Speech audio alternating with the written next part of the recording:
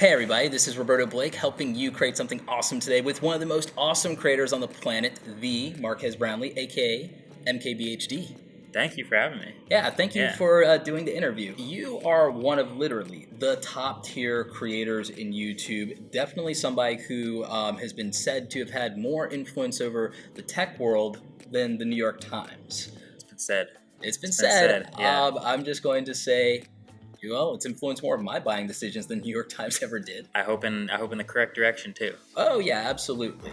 I've watched your content evolve and grow. You are someone who's been doing this since you were like 14 years old and you got into this. One of my first questions is, when you were 14 years old and you did your first 100 videos to get to 78 subscribers, what was going through your mind at the time while you were creating and just diving into this world of online content? Yeah, it was new and it was fun. When I was making those first 100 videos or even the first 300 videos, I wasn't thinking about subscribers or like building up an audience. It was mainly just me having fun, sharing what I found interesting about those computers and that software to whoever would watch. And it was cool to kind of see the numbers. Like, it's one person in my bedroom talking to 13 people watch this video. That's crazy. Yeah. No one would normally have listened to me talk about that. 10 years ago, that's a real big deal. Right. Like, I remember, I'm a little older than you. I'm 10 years older than you. So for me, I was 20 years ago, I was that age. And just having access to the internet and having access to people all over the world was still a big deal. Yeah. Do you think that we've somehow gotten away from that and lost the magic of just how special it is to connect to other people across the world? Maybe a little bit. I know that a lot of people now will say they're starting a YouTube channel or making videos just in an effort to be famous or to be successful on YouTube, rather than the fact that they want to actually share something with people. And I think there's a distinction there, but I still think I do see people genuinely making content to try to be helpful to people, to try to be entertaining to people, really focusing on their craft for that reason. So as much noise as there is of other people doing other stuff, there still is that. I believe that as well. In fact, speaking of being helpful to other people, that really was how I think your journey started, because you started with really basic software tutorials and also just exploring what you thought was cool about tech you had access to, and it wasn't a lot at the time. Yeah. What made you decide that was something you were going to do? I just wanted to. I remember originally, when I first made a YouTube channel, I just wanted to just upload videos of my golf swing and see if anyone on the internet could give me comments, because I couldn't afford a swing coach. And sure enough, people came through and were leaving feedback, and it was useful to connect to people. And then when I got this laptop, it was that whole process of all right, what laptop do I buy? Do I look at some videos of some other laptops and see which ones are good, and maybe someone recommends one? And when I finally got it, I wanted to add to that pool of information, so if someone else is in my shoes, they can make a more informed decision. So that's the baseline for what spawned those first videos. So essentially, you were making content for people like you. Right, exactly. I was making videos that I would have loved to have seen when I was in my purchase decision process. Yeah. No, that makes total sense. And I think that's where a lot of people, myself included, we Yeah. still turn to that wider community, because any decision that we can make with more information and more perspectives is just going to be a better decision than if we just went with 100% of our own intuition. I still believe that. Exactly. That's why your videos still influence my life. Yes. So your master plan worked out. Mission accomplished. Mission accomplished. So I have a couple of other interesting questions here. Sure. I would say that technology is a big part of who you are. It's definitely a big part of who I am. Do you feel that people are relying too much on technology, or do you think we could actually be using it more to better our lives? Both. Can I say both? Yes, I you think can say both. There's times when I really believe I'm too dependent. I'll walk out of a building in New York City and immediately open my phone and look at the map, because I don't know where I am physically. I could be downtown, I could be midtown, I got dropped off, I don't know. So I rely on maps a lot, I rely on tech all the time. First thing I do every time I wake up is check Twitter or email or whatever it is, and that can feel like you're too reliant. But at the same time, there's things like autopilot, there's things like just helpful pieces of technology that you feel can benefit more from, that can actually help people more. So it's sort of a double-edged sword, where it's so helpful that you feel dependent on it in a way. What's the most helpful piece of technology in your life right now? I feel like cheating by saying my phone because I feel like that's everyone's answer, but I really don't think I'd make it very far without my Google Calendar, my email, my smartphone, my navigation. It's just all in one place, and it's constantly in use. This has become the focal point of our lives. What do you think, from a technology standpoint, was the focal point of your life 10 years ago? That's 10 years ago, because honestly, at that point, it was just like I had not even a smartphone. I didn't have a computer. It would be my music player. I had a CD player probably around that time. I think I graduated from cassette tapes to CDs. I had a Zune HD, and that I think was my MP3 player phase. But if you go 10 years back, I think you'd find me with a CD player in my hands. Nice. Yeah. We were just on the cusp of, like, say, the iPod. Yep. Right at that point, but it was also super inaccessible at that point in time. Yeah, it was like $1 per song, and it was a whole lot, and I didn't want all that. But if I just got like one CD, that was cool. Yeah, no, awesome. So I definitely agree with you that, it definitely goes both ways. Mm-hmm. But speaking of technology and changing or bettering people's lives, but also controversies around technology, I know that Elon Musk is somebody that you really admire. Mm-hmm. Me too. Yeah. That said, if you had the opportunity to have him in this chair, what are some of the things that you would ask Elon? Elon, if you're watching. Yeah, man. There's all kinds of future. Elon talks constantly about future products and future ideas and just things that he's planning on doing. And I think the first 20 of my questions would be, that time you talked about this, like, is that happening? Like, I tweeted at him last night about autopilot in the new Roadster, and he answered with some ridiculous, like, yeah, we're also planning augmented mode with, like, telemetry and, like, all this, like, crazy plans, like a heads-up display in the Roadster. Is this real? I want to know about so many plans for the future of, especially Tesla, which I'm a huge fan of. Yes. Well, I think we've all established that you're huge. No, clearly there's no hiding it, obviously. But then I'd probably just want to know about things like, foresight and future planning and thoughts about just tech in general. You'd want, like, just a little peek at the roadmap. Yeah, absolutely. That would be really exciting. Yeah, no, I think that would definitely be exciting for a lot of us too. Yeah. Have you read his book? No. Like, I've started. It's a good read. Like, I definitely would recommend it. Is it autobiographical or more it's story? It's not autobiographical. It's like, I don't want to spoil it. But like, I think you would enjoy it, and I think it'd be very interesting to you. Word. Now, you started out very modestly when you were, starting to film your videos. You were using like a webcam, and then you graduated to, I believe it was a camcorder first, and like, you've just evolved and progressed. And I want to know what was going through your mind as you made those decisions to constantly upgrade gear, because like right now you are the gear guy. You are like at the pinnacle for sure of that. But it started out ridiculously modest. Like, how did you think about and plan that evolution? Yeah, I guess part of it was timing. Like, it has to start somewhere. If I'm starting YouTube in 2018, immediately the question a lot of people think of is, what camera should I buy? I can't just use my phone. I got to get this nice set of gear. But starting YouTube in 2008, it was just like, I have a webcam on my laptop. Good enough. Let me just make a video. Yeah. So I did that. And I've always been into tech and into video in a way where this obsession with quality just kind of manifests itself in the growth of the channel. I hesitate to use the word boredom, but there's got to be a better word where, like, I use the same camera for like 2 straight years, and I'm like, time to step it up and like really see what I can do at the next level. It's that you wanted to challenge yourself. Definitely expanding. When you get comfortable with something like your equipment or like your routine, that's often a great place to be for a while, but sometimes you want to shake it up, and naturally getting used to something at one level makes me want to see what it's like at the next. There are a lot of people that don't realize that, like, you did all of this while you were in school.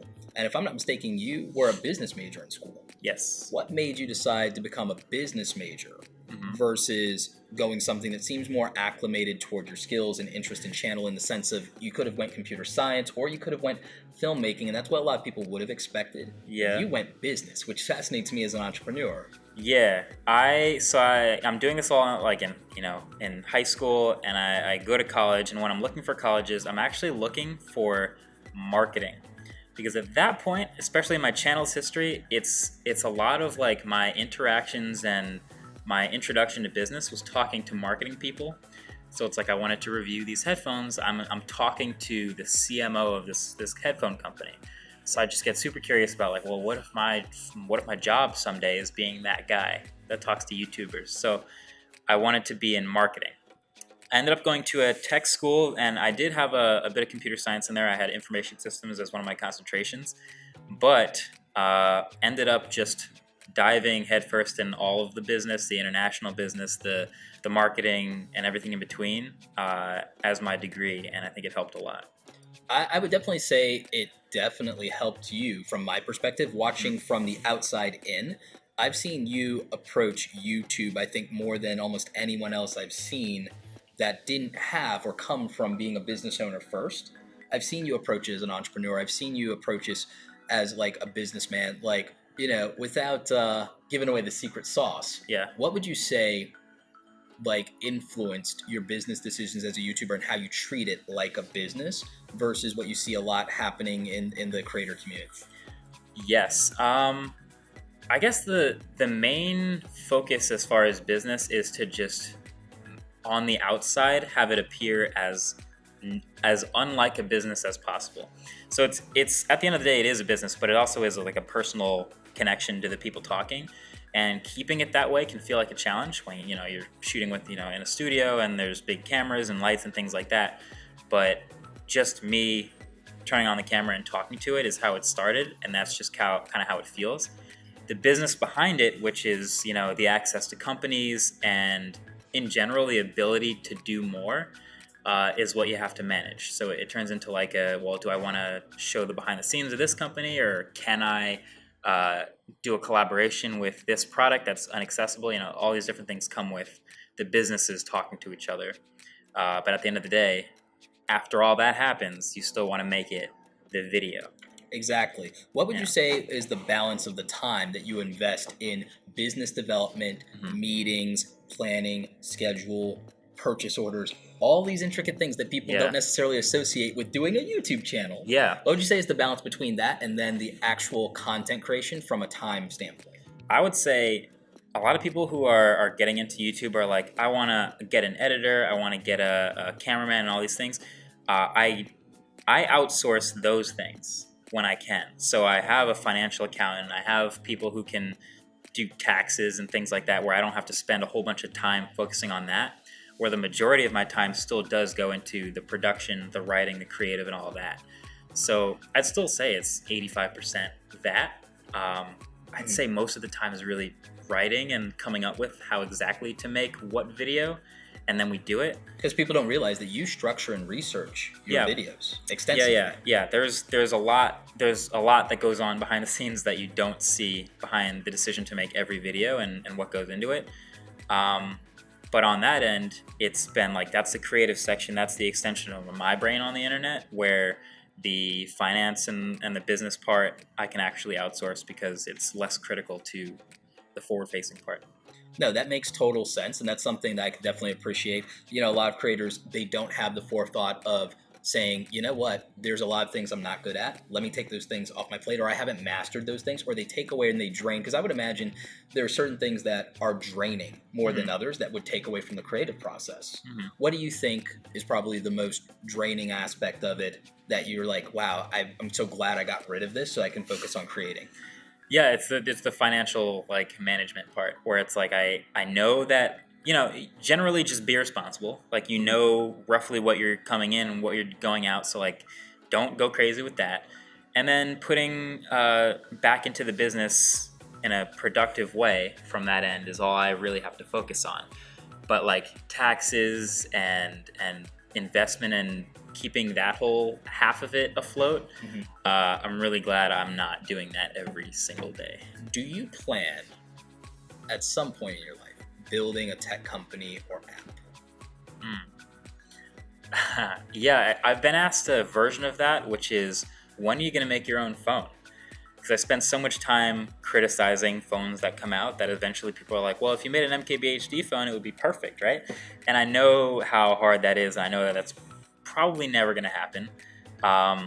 But, as far as what I do, it's just kind of just become an extension of this channel. Mhm. So, like, for example, we've opened a merch store and we've kind of become almost, not, the word fashion designer is way off base, but it's like we are making fashion that we think people would want to wear that also have our same interests. So there's a little bit of tech in there, there's a little bit of like snarky like humor and things like that. It's not a whole new company, but it's an extension of the channel. Yeah, I get So that. yeah, anything else that I start to do that isn't making videos would probably evolve as an extension of the channel the way it exists. No, that makes total sense. So when you were in school, Mhm. how were you able to manage and balance creating content with maintaining your grades in school? Because again, you graduated with top marks, you went to a good school, Mhm. you did this through high school, through college, the entire time, which is like a huge challenge. And bravo to you, that's a big accomplishment. It is. And time. you still managed to be successful in all of those things, which a Thank lot of you. people, that contradicts common wisdom. Right. How did you manage that? There's, what do they say about like college is like pick two out of the three, like social life, good grades, and sleep. I just picked good like grades and sleep. That's I just didn't like go out, or I didn't have any extra things to do. So I guess time management is the bottom line, is the answer. It's like I definitely focused on putting my time into bins. I had Ultimate, which was like every weekend. I knew it would be weekends. Yep. We had practice Wednesday, Friday, 7 a.m. to 9 a.m. Like I will never do anything else in those times other than Ultimate. And then for schoolwork, it would be the school class. I go to every class. I have that bin of time. And then when that is done, I know I can do videos and I can work on the channel, and that will always be the time I use for that.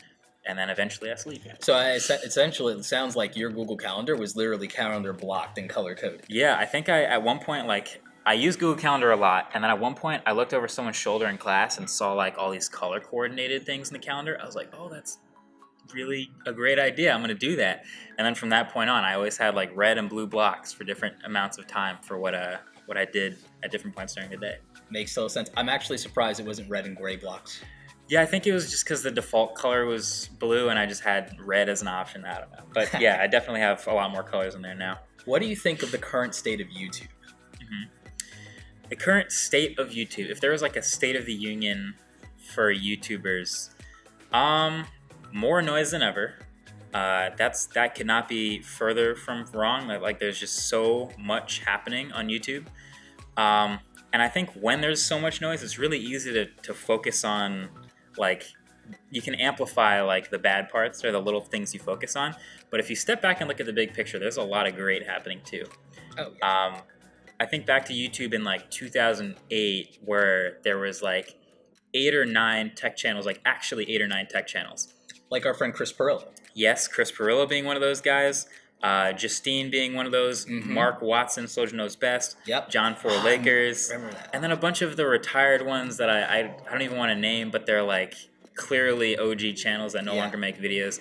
Like literally a dozen tech YouTubers. Yep. And it would be so easy to focus on like the one that you don't like, that you forget about the ones that you do like. Now it's multiply that by 1,000. Now there's 12,000 tech channels and 1,000 ones you might not like.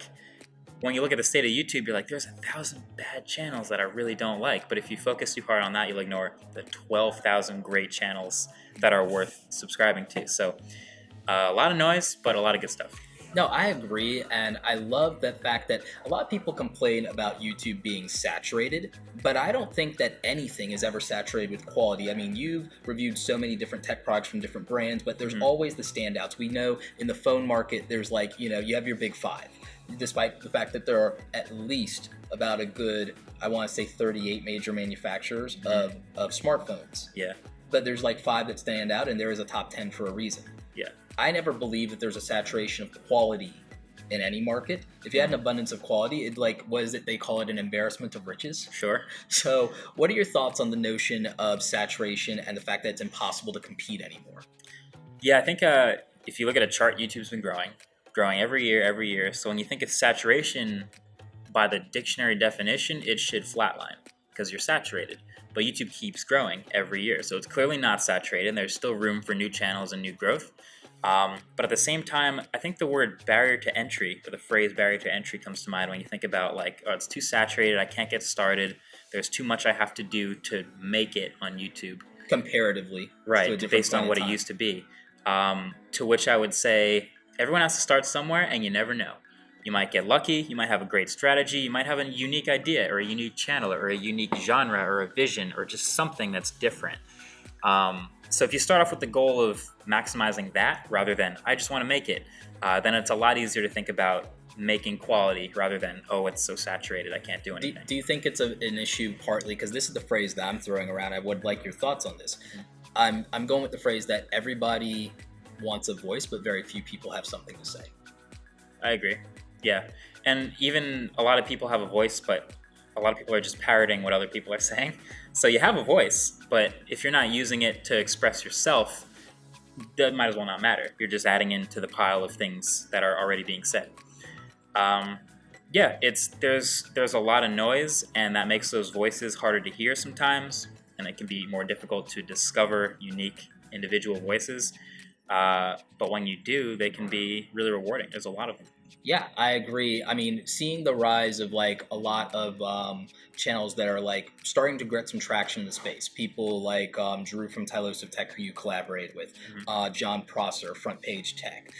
Like we're seeing that there are different micro niches within the general genres of YouTube. That's exactly right. I was thinking like, when I said there was 12 tech channels, there literally were. Now there's tech channels, but then there's like tech channels dedicated for certain companies, tech channels dedicated for hating certain companies and loving certain companies, and then there's tech channels dedicated towards sarcastically hating certain companies. Like there's so many micro niches inside every little possible subject, which is really interesting.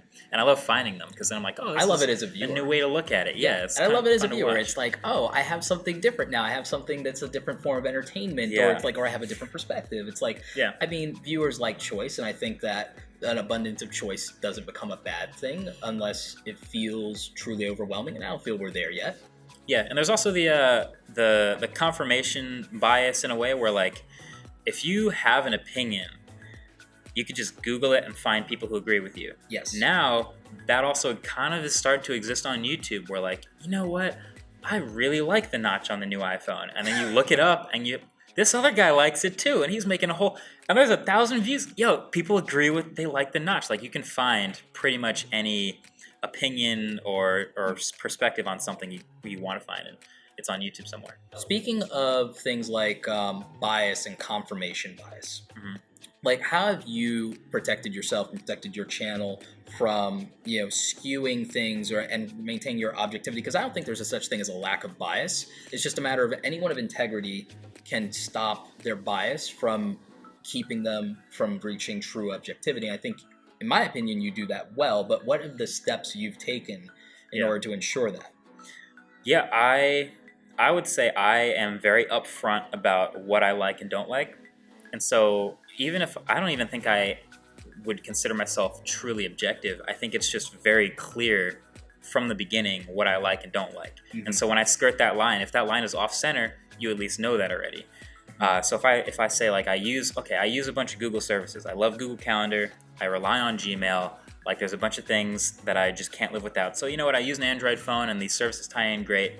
And you know that from the front. And then I'm reviewing an Android phone and I like it for those reasons, or I dislike it because it does some things wrong. Like you already know where that line is. Right. And then you can calibrate yourself to me every time.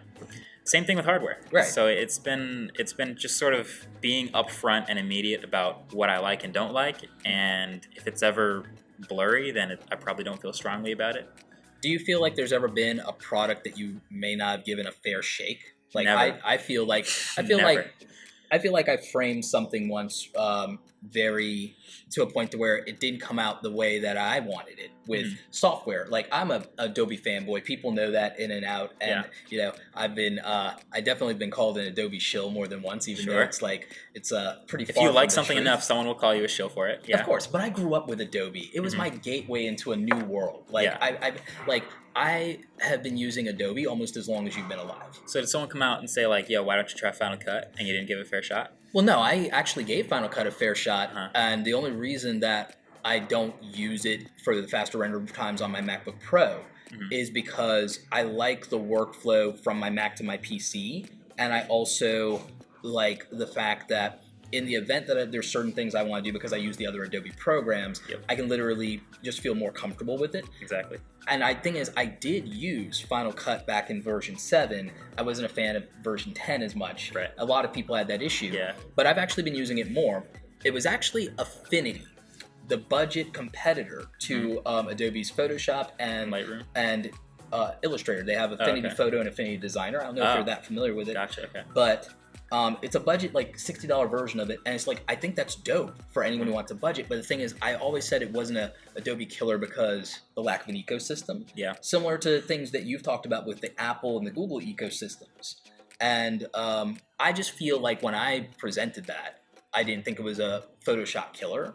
That I didn't give enough context to the things I liked about it.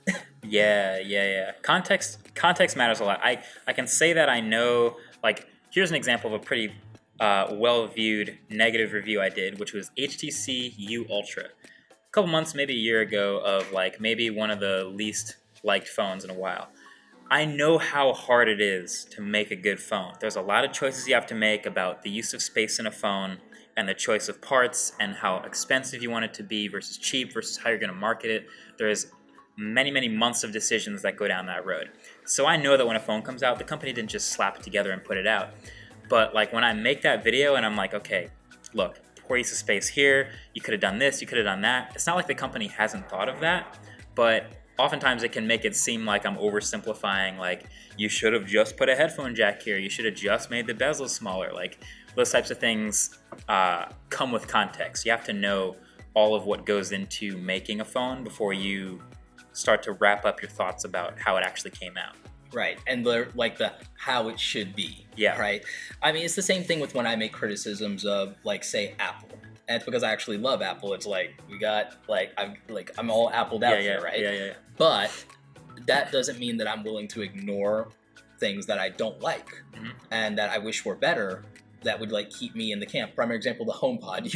You did a very interesting, somewhat controversial video about the HomePod. Yeah. And the thing is, I personally felt like it was an incomplete product. I felt like the AirPods are almost a perfect product. You should have had Bluetooth just like you do for the AirPods. Yeah. That criticism comes from a place of actually liking it. I want it. It's so good, but it's so like close to being perfect that I want it to get there. I want it to be the last smart speaker, the last Bluetooth speaker I would ever need. I want it to be there, and it's not, and here's how you get there, and here are my criticisms, here's how you fell short. That's not me hating on it, like saying I must hate Apple. Yeah. No, this is saying like, I know what I want, and I know how to get to what I want, and these are the things that you left out and that if you would have would made it great. just do this, I'll buy 5 of them. Exactly. So yeah, that criticism sometimes gets flipped on its head. Like, you must hate Apple. Oh, you must never. You must hate HTC. You must hate these things. No, I like them so much that I'm willing to give them the feedback and criticism that I think takes them to that level where I would love them. Speaking of that actually pivots to literally the next question in my list. Sure. Which is, how do you deal with constructive criticism when it actually shows up and is constructive? And then also, how do you parse that from just general negativity? Yeah, I think it's easy to tell when when criticism is constructive and useful when you agree with it. So if someone comes through and says like, yo, I hated this video, you clearly put no effort into it, I'm unsubscribing. It's like, well, this person is just kind of just being negative for almost no reason. And I know I put effort into it. But if someone comes through and says, hey, look, the audio was off about this video, I didn't like it, next time you can use a shotgun mic. Like, that person's not hating. That's the same sort of feedback we're giving when we're reviewing products, where we're like, look, I love these videos, I just wish it had like this one extra thing and then it would be amazing. And that's useful feedback, and then I can take and internalize and try to help make the next thing better. Do you think that part of the difference is something being actionable? Definitely helps. That's what I would consider a bullet point of constructive criticism, is something that you can do next time. An example is we just started getting into car videos, and every time we do a car video, there's like, yo, I've seen some car videos with this thing you could also try, or this thing you could also do. And that's perfect. That's like the thing that makes us better at the next thing. Yeah. I mean, even if it's framed harshly, I mean, my first couple of videos, my audio sucked. Yep. It was bad. And I had no on-camera presence, no charisma, total lack of energy. It was pretty god-awful. But that's how you get better, is when people... like if it's well intentioned, even if it's a little harsh, if you can take that and then you can internalize it and say, I don't like that about it either, and I want to get better, and they gave you a nugget of that would change this, or that would fix it, or that would solve it. That's helpful even when it's not framed in a, hey, nice, good job, nice try, like give you the part of pat it on is the also head. the internet. Part of it is just people want to be seen, and they may feel like if you give a generally level-headed constructive paragraph, they'll never read that. But if I frame it like an outraged fan, maybe he'll read it. So they get a little more extreme Do you with think it. that's our part for literally responding to those things more often than we respond to the good things? I think it can be. Even if I don't personally respond just to the crazy outraged people, other people do. So that when they come to my channel, they're like, how do I get Marques to see this comment? They're going to be reminded of those other instances. So it's not even necessarily that we're doing it. It's just the way they view the internet. Yeah, I would think that that's actually, that's a fair point. What are your thoughts about internet culture today? Internet culture. It's a mixed bag. It's more welcoming than ever because there's now that it's everywhere. There's a community for everything. But because there's a community for everything, there's a community for every terrible thing too, and there's some pretty terrible stuff. That's a good point. So you gotta kind of you get the good with the bad. It comes with the territory, they say. So I don't mind it, and I kind of know where I'm going, and I make what I would want to watch, and that's fine for me on the internet. But internet culture is growing just like culture. What about you as a consumer, and what do you like to actually consume? And do you focus on just consuming things that make you feel good, or? Sure. I like challenging views. The thing is, I don't watch that many. People get mad at me for this. I don't even use a Netflix account. I don't have a Hulu account. I just watch a lot of YouTube videos. I watch movies. Why would people once be in a mad while. at you for that? Well, because they're like, "Oh, you're really into cinematography. Clearly, you watch a lot of movies, right?" I'm like, I haven't watched a movie since January. No, like it's in a called theater. you watch Peter McKinnon and you watch It's true. I mean, Kevin Graham, and we were just reminiscing nostalgically about Freddie Wong. Yep. I really want Freddie to kind of There come out is- of full retirement. There's a lot of that stuff, and to be fair, there's a lot to learn from watching movies. When I watched Guardians of the Galaxy, and I know that they shot it on the same camera I use, I was constantly distracted by how good those shots looked. So that's a part of me too. Like, I probably should watch more movies. But yeah, a lot of what I watch is YouTube videos. I watch a lot of tech on YouTube. I watch a lot of news on YouTube. Philip DeFranco is an example of someone like I've followed for a while, where that's just where I learn what happened today. You know? I can do that, and here's why I watch the Phil for the news is because I know that however much horrible he's about to put in front of me, he's going to redeem it with Today and Awesome, and I'll have that little moment of relief, and then I can actually go and enjoy those things, and my day will be better. Most news is negative just by nature, so it's kind of awesome to have that segment of the show. Yeah, it's definitely I watch a lot of YouTube, and I watch a lot of just things that interest me in general. Do you think that with what they're getting ready to do with Instagram, with long-form content, do you think that might mean Instagram might be the YouTube competitor that everybody's been looking for? Because I always speculated that the only companies that could truly compete with YouTube would be Amazon, Apple, Facebook, or Microsoft, because they have the technology, the server resources, the cash necessary to subsidize it for 5 years at a loss. Yeah. But Instagram's interesting. Here's the thing about YouTube competition, which a lot of people forget. Search. Like, you can have as much great video content. Like, look at Facebook, for example. There is an immense amount of hours of Facebook video now. And you can put it in front of as many eyeballs as you want, and you can have it as complete and thorough and as many features as you want. And you can have as much cash as you want and as much eyeballs and advertising. But if you don't have search, when I want to go find a video on the internet, I'm going to search for it, and I better find that video on your platform. So YouTube, I want to find, let's say, iPhone 10 review. I'm going to go to youtube.com, search iPhone 10 review. There's all the iPhone 10 reviews. If I want to go to Facebook video and find iPhone 10 reviews, if I want to go to Instagram video and find all that, Instagram has search. I'll give them that. They have better that. Than Facebook search. Exactly. They have the beginnings of that, so I could see that being useful. But when you say something like, Microsoft Video, like, again, like, there's Bing, and you'd have to build up on that a little bit. It exists, I guess. It exists. So that's usually where I look at for YouTube competition insight. I agree with that. It's why I felt there would be like three major steps that someone would have to make to be a true YouTube competitor. They would have to have an ad network, which is really difficult to do. But Apple's getting really into selling advertising, which is what piqued my curiosity there. New to that. Amazon does have some advertising capability, and then they do have their own e-commerce platform, which really there's something there. But I think that also skews the question of trust on the content. If you know, Yeah, because it's Amazon. That would be all. Like, I've worked with Amazon a little bit, and lately their push is putting videos under product pages.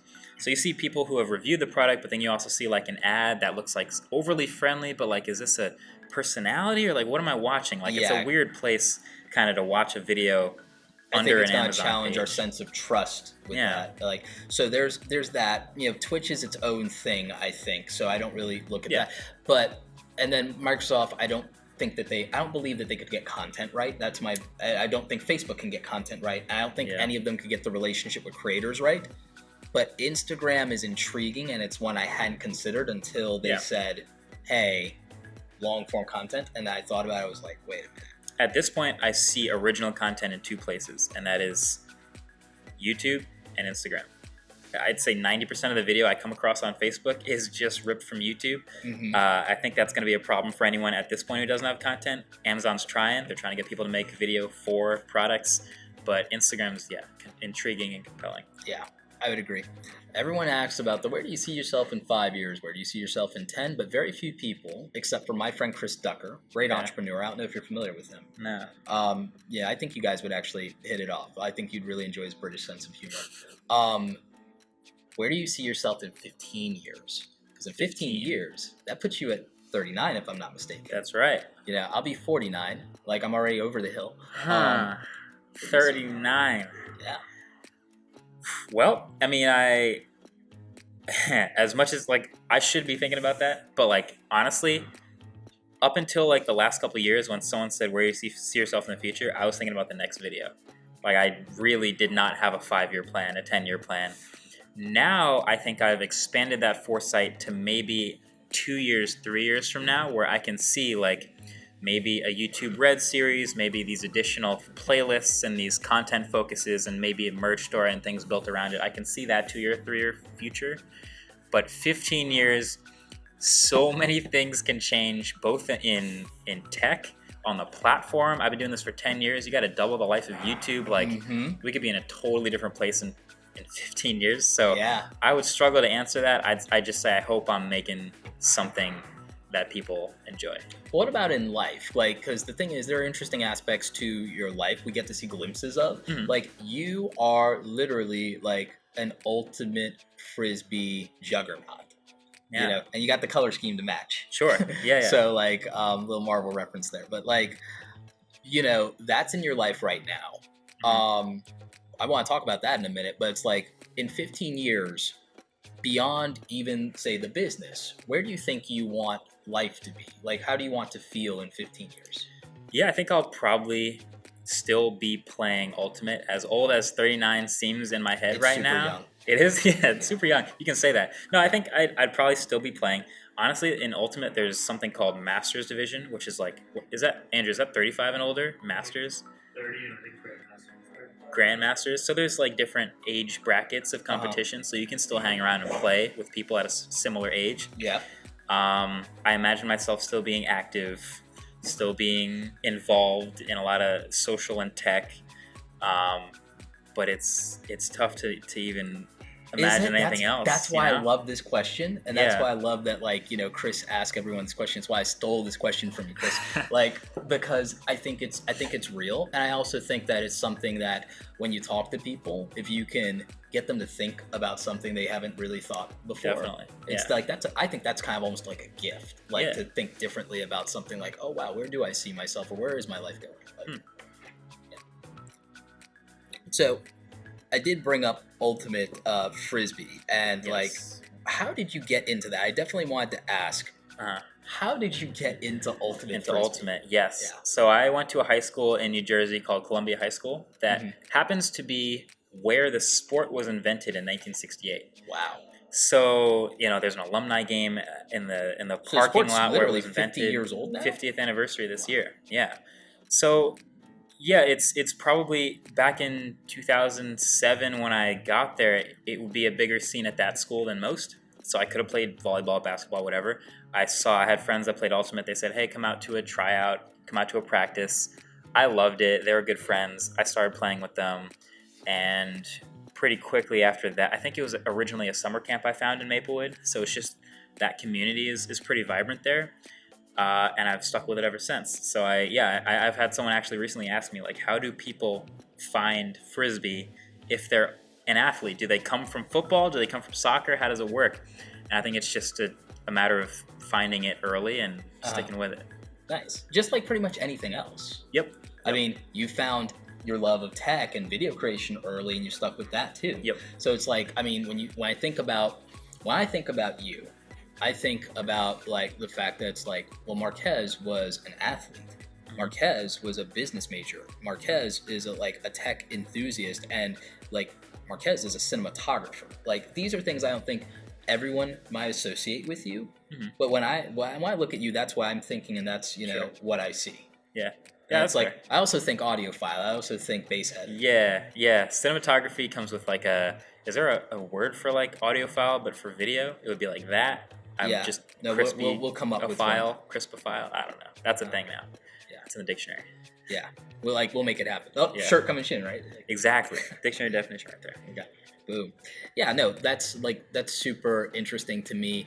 That being said, it ties into our last question for this interview. Mm-hmm. What advice would you give to either, a young Marques, a young version of yourself, or alternatively, what advice would you give to young people today who might be watching this? If we have somebody who's in the audience that's 14 and like maybe they're going to be a YouTuber, or maybe they just love technology, or maybe they're just trying to figure out what they love, what would you say to them? My advice is typically, look, everyone starts somewhere. And a lot of when you look at like YouTube is clearly the platform to be on if you want to make video. But when you look at YouTube in 2018, it can seem overwhelming, it can seem saturated, it can seem like there's a big barrier to entry. But at the same time, if you're watching this video, you probably have a device with a camera on it. You probably have the ability to talk about something you love to a camera. And if that's what you're after, that genuine connection or just wanting to talk and share what you love with something with the rest of the internet, just do it. And it might not be the best quality. It might not catch the most eyeballs. You might not be famous overnight. You might not be that yodeling kid. You might not be backpack kid. It's okay. Not everyone gets to do that. But starting from a good place and building from there is my genuine recommendation. And I think you're at an age where it's definitely possible. I think for all of the barrier to entry stuff, mm-hmm. when I got started, like the barriers to entry were a lot higher. Like now, it's usually a given that as a teenager, most people, at least in the U.S., Canada, UK, and the Western world, you get access to this. Yeah, this is everything right now. This is more powerful than anything we ever started with. Way better. That's 1,000 times better than the first camera I ever used. Literally. Me too. I think like my first camera, like legit camera, was a Sony HD Webby. It's interesting that I still use Sony today. Back to my roots, right? What was your first camera? Sanyo ZAC-D CG10. Little pistol grip camcorder about that big, 1080p, really close focus distance, so I could do macro stuff. Had a tripod mount on the bottom. That thing was great. And you're still as enthusiastic talking about it today. Yeah, I love that thing. Yeah, so you always remember your first. Like everyone starts at zero. Everyone starts somewhere, just as Marques said. And I definitely agree with that advice. I mean, the thing is, it comes down to what the theme of this channel and the theme of my podcast is. It's go out there and create something awesome today. Create something awesome, put it out into the world, share it with other people like you. Yeah. And speaking of which, thank you so much for helping me create something awesome for this audience, man. Yeah, thanks for having me on. Yeah, and thank you so much for sharing. Yeah. All right, guys, you know what to do. Like this video if you like it. Don't forget to subscribe to both of our channels. Make sure you're following this guy on all the socials. As always, you guys, just thank you so much for tuning in. And don't forget, go out there and create something awesome today. Take care.